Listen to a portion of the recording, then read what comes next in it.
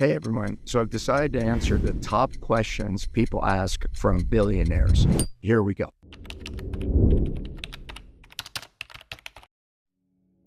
Lots of people want to start a business, and it seems that every dinner party, because of my Shark Tank, I end up being the guy in the corner that everybody comes up to and says, hey, I have this idea. Lots and lots and lots of ideas, but you know what the most common question I hear is, how do I actually start? Here's my answer. Sell something. Never take advice from somebody who isn't financially invested in the outcome. And I don't mean as an investor, I mean a customer. Just call a customer and go out there and sell something. When Damon started FUBU, he didn't hire a whole bunch of researchers. He took a t-shirt, stood on a street corner, sold it. When I started my first tech business, I didn't spend years thinking about what should I do, products you should have. I called up a big customer and I sold it to them. If you want to start a business, go sell something.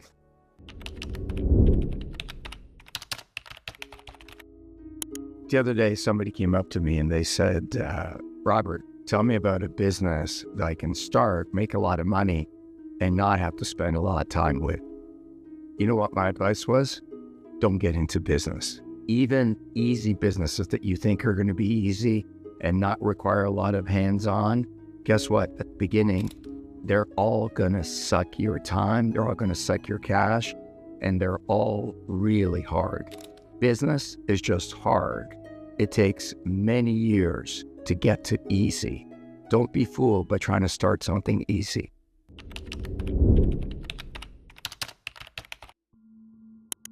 You know, one of the things that people always talk to me about is work-life balance. And they say, my gosh, you're such a great dad. You're always there for your kids. You seem to go to everything, even at the school. But here's the reality. It's taken me many years to get to this point. When you start, there is no work-life balance. It's one of the big lies that people tell you. A business is a living, breathing thing. When it needs to eat, you have to feed it. It doesn't care that you have a school play. It doesn't care that you want to work out. It doesn't care about any of those things. A business is a living, breathing thing.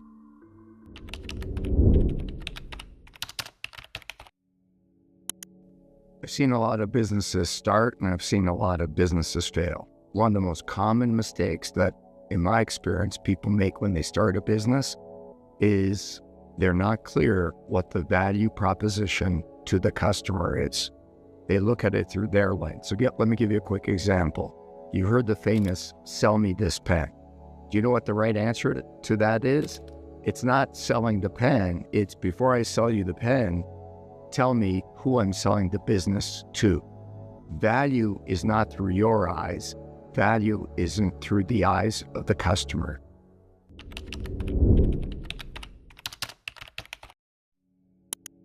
There's an old saying and a famous video from Steve Jobs that talks about product and how to know you have a good product. Steve Jobs said, people don't know they need a product until you tell them about it. Other people say you shouldn't create a product until you have an identified customer experience. Here's my view on it. It doesn't really matter if your product is selling a lot at the beginning or not. That doesn't necessarily identify a hot market. You know what does? A fanatical customer experience. When you sell a product and you give it to the customer and they look at it and they say, I cannot live without this, then you're onto something. Look for the fanatical experience and engagement from your customers, not always the sales. I mean, of course, if you're not selling anything, you're going to go out of business.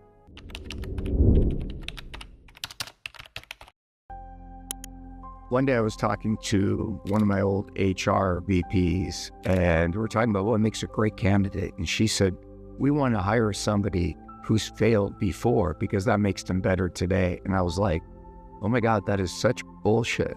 I don't want people that failed before. I don't want to hire somebody who's had a business run into the ground. Big failure is bad. I don't like entrepreneurs that walk in and say, I had a business, it went bankrupt, it failed. I'm okay with a small exit, but I don't want complete failure. I want little pivots along the way. So failure is not about big failure. Failure is little things and constant adaptation.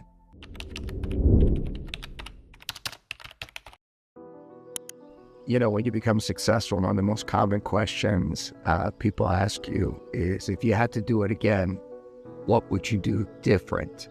I really thought about this question because it didn't have a good answer, because I always think you're the product of everything that's happened to you. But you know, media wants a simple answer. So I've really thought about it. Here's my answer. What would I do different if I had to do it all over again? I would dream bigger. My limitation, reason I'm only a billionaire in Australia because of the exchange rate, is I didn't think bigger. My capacity for imagining this life, I didn't have that capacity. I really believe a mind, once expanded, can never go back to its original size. Dream big, but work your ass off. The other day I was doing a speech and somebody came up to me and said, "Oh my gosh, I wish I was successful. My life would be so much easier. I would be happy every day and all my problems would go away." And I'm like, are you kidding me?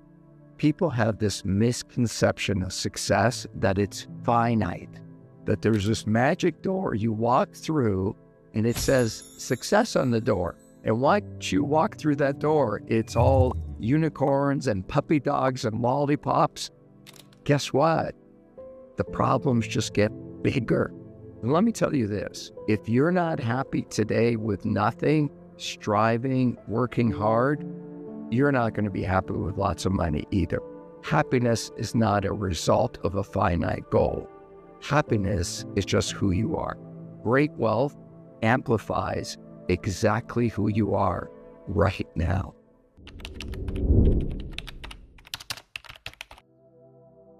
Here's an amazing piece of advice that I had to learn that I didn't do. And it's about productivity and how to scale your business. I used to think that I was really good at managing time and knowing all the important things I have to do every day. But guess what? Here's a simple trick somebody gave me. They said to me, "You're too busy. You have too much going on."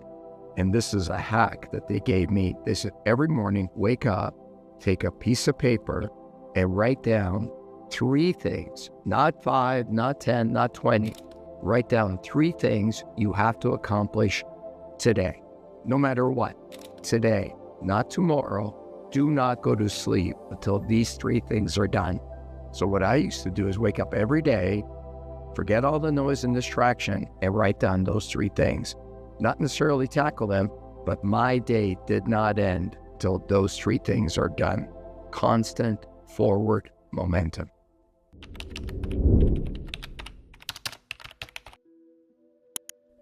I'm invested in a lot of business in the 20 years of Shark Tank, Dragon's Den, Shark Tank Australia, and there's a couple of red flags that really come out for me. The first one is a little controversial for most people. Number one is, I don't want an entrepreneur that's failed. I don't want to invest in somebody that started a business and had it completely go away. I'm okay with little failure or consultation or not a great exit, but I don't want somebody that gave up on something and had it fail. The other one is, I want an entrepreneur who's solid and mentally together. Show me a small business that's in trouble, and I'll show you an entrepreneur that's got problems. And then number 3 is, if you don't understand your numbers, and I don't mean balance sheet, income statement, I mean the heartbeat of your business.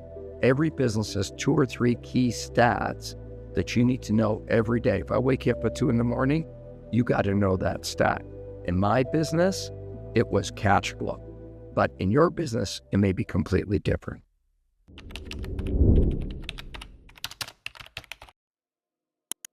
You know, motivation is really hard. It's easy to be motivated when things are going your way.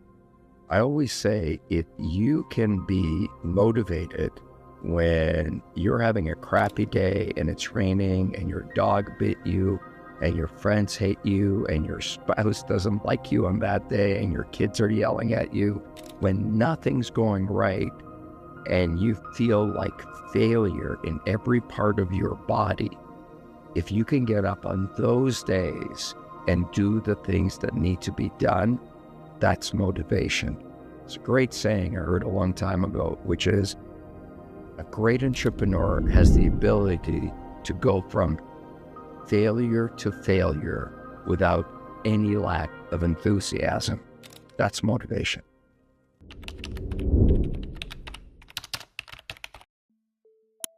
Everyone wants to start a business, and people are always asking me, what kind of a business should I start? Here's the most common mistake I see young entrepreneurs making. And what's the best analogy? Think of it this way. There's a piece of cheese, and all the entrepreneurs are mice, and they're all screwing around. They go after that piece of cheese. And then tomorrow, there's a piece of cheese over here, and everybody goes this way. Wayne Gretzky said it best. Don't go where the puck is. Go where you think the puck is going. Don't get into a business that everybody else is getting into. Get into a business that's going to be the next wave. AI. AI is still super hot. Get into that. You got to know where the puck is going to go.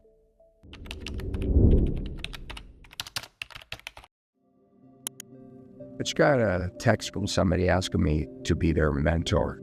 And it's one of the common things that I hear a lot of people talk about is, can you mentor me? Or how do I find a good mentor? And then people ask me, what was some of the advice you got from a great mentor? I always struggle with that question. Let me tell you why. Because advice is relative to where you are in a situation. Somebody gives me great advice on something and I'm not ready to hear it, I'm not going to apply it. The beauty of life is there are so many great people, not just me, but there's so many people you can learn from YouTube University, but it applies to where you are in your journey. Don't look for generalities in advice. Look for people that can mentor you on a specific problem that you're having now. There is no one pill that answers everything.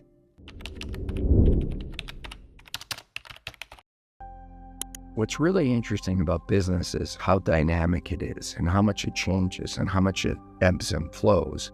One of the biggest impacts that I'm seeing in business that I really believe in is customization. People don't want to buy or get something that everybody else can get. And with the internet, and especially with AI, you can recreate and duplicate and scale almost anything. I think what's going to happen is if you can create a product or you can create an experience that feels highly personal to me and customized, I think that's always going to stand out.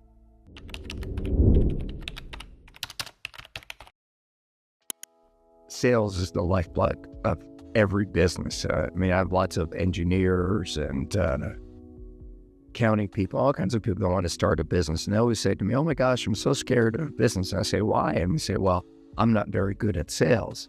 So we say to them, look, there's a playbook on how to do sales, lots of sales books, but let me give you a piece of advice that's not in any of those books. Authenticity is impossible to replicate. So I had a guy that worked for me years ago, and he was awful at sales. Today, he's one of the best sales guys in the world. And the reason he was awful at sales is he wasn't very confident. He didn't know how to talk to people, and he was brand new at it. So I sat down with him. He knew all the basics. So we're going out in the sales call. Here's what I said to him. When we go on this call, when the meeting starts, tell the customer you are so nervous, this is your very first sales call. We go there, he does that. And guess what? The customer wants to help him. People are nicer than you think, and they want to help you, especially when you're young and you're starting out. Now, here's the problem. He kept doing this for the next 100 sales calls, and eventually it wasn't authentic. But when you're starting out and you're an engineer or an accountant, just tell people, I've never done sales. Here's why I believe in the product. People want to help you.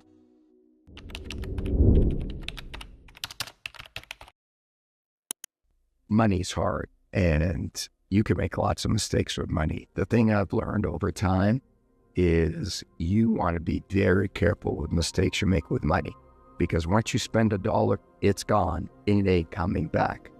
One of the biggest mistakes I made was I was in my 20s and I invested in a stock because my godfather told me it was going to go through the roof and we're going to make a ton of money on it. I knew nothing about the stock market. I knew nothing about the stock. I didn't even know what the company did. You know what I saw? I didn't see a stock. I saw easy money. So I took $2,500, and I don't think I even had $2,500. I put half of it on a credit card, and guess what happened to the stock? Company went away. The stock went from $2,500 to, I think, $200. And because I bought it on margin, I had to borrow money from my parents. So embarrassing to pay it off. Biggest mistake I've made that you shouldn't make: don't chase easy money, because there's no such thing.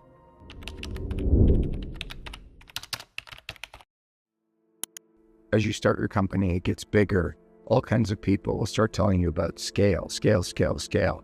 Here's one of the biggest myths I've learned about scale. And don't forget, I had little companies doing $200,000 a year with 2 employees. And I had big companies, $1 billion a year with 1,000 people. Here's the biggest myth about scale. You cannot sanitize scale and make it clean and repetitive and productive every single day. There's a certain amount of chaos in scale, no matter what you do. If your company is growing, there's going to be chaos. You have to learn to embrace the chaos, but make sure it doesn't break you.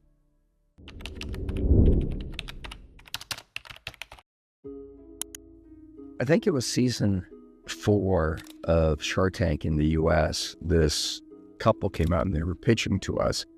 And I think they said something, and I didn't really understand the question. And they said to me, "Hey, you're not listening to what we're saying." And I think I was having a bad day, and I probably was hangry, didn't eat breakfast. And I said to them, "Hang on a second. It is not my responsibility to listen to you. It's your responsibility to be heard." The biggest investment I've ever made in myself, and that you can make in yourself, is learning how to communicate. If you can't communicate clearly, no one's going to listen to you. It doesn't matter if you have the best idea or the best product, but if you can't communicate with people and get them to understand it, you're never going to be successful.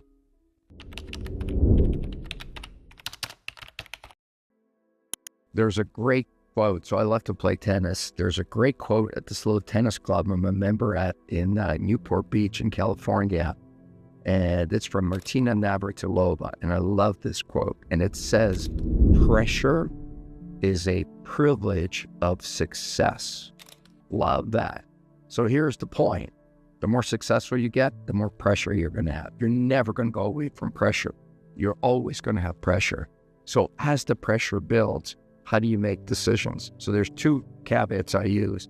In general, my knee-jerk reaction is usually the right one. Number 2, never make a decision that will kill your business. Big risks like that, I'm very, very wary of. So number 1, your gut feel is probably the right feel. And number 2, don't make big decisions that could kill your business. And my final point is, sleep on it.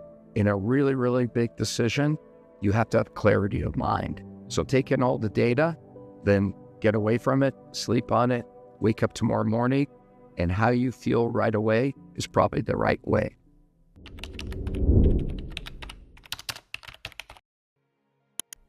Leadership is really hard. I think I was and am a good leader. I was probably not a great manager, but I think I was a pretty good leader. And in general, I think people want to be led, not managed.